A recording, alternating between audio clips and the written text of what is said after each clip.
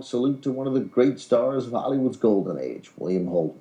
My co-host every Monday night this month is actress and conservationist Stephanie Powers. Stephanie, as many of you know, was Holden's life partner for roughly the last decade of his life. Stephanie, welcome back. Thanks, Ben. Nice to see you. Up next, a drama set in Hong Kong, co-starring Nancy Kwan from 1960, The World of Susie Wong. So, Stephanie, our next two movies tonight are set in Hong Kong, a very important place for William Holden and an important place for you guys as a couple. As a couple, yes. Well, we began to be a couple because of our romance blossoming in Hong Kong. You'd met in the States. He invited you to come.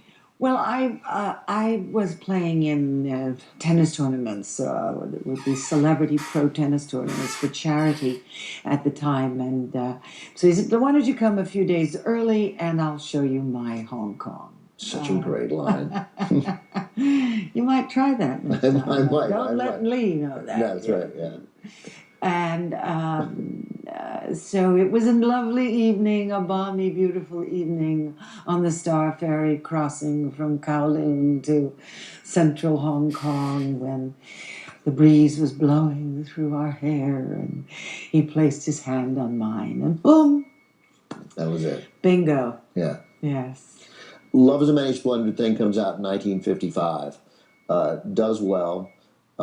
Some, I don't know, controversy, but certainly it's something we acknowledge now is the fact that Jennifer Jones, as a white woman, is playing the Eurasian character.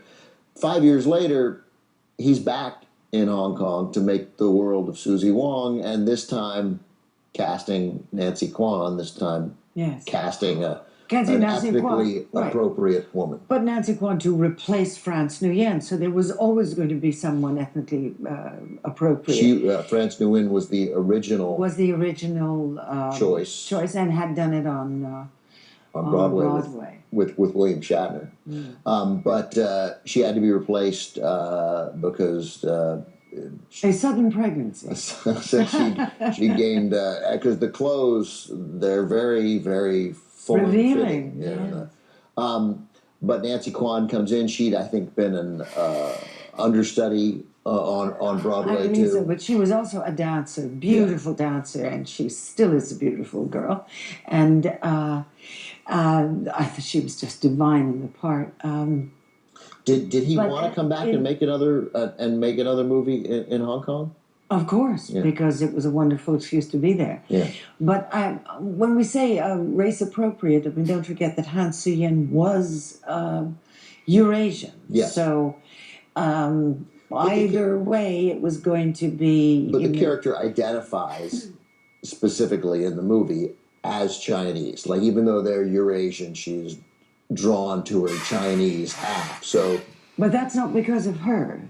That was because of the times. That if you were Eurasian in colonial Hong Kong in those days in the 1950s, you were considered more Chinese than you were European. Gotcha. His style as an actor, did he like to rehearse? Did he rehearse often? Or was he Frank Sinatra? Like to do... No, he was very precise, and he was very loyal to the text. He would always have ideas about perhaps it, but it was always a collaboration if he wanted to change something, but he respected the text. He was very respectful of the writers and wouldn't treat the text in a cavalier manner. All right. Let's take a look at the movie. Here it is from 1960, based on the play by Paul Osborne, which was based on Richard Mason's novel. This is The World of Susie Wong.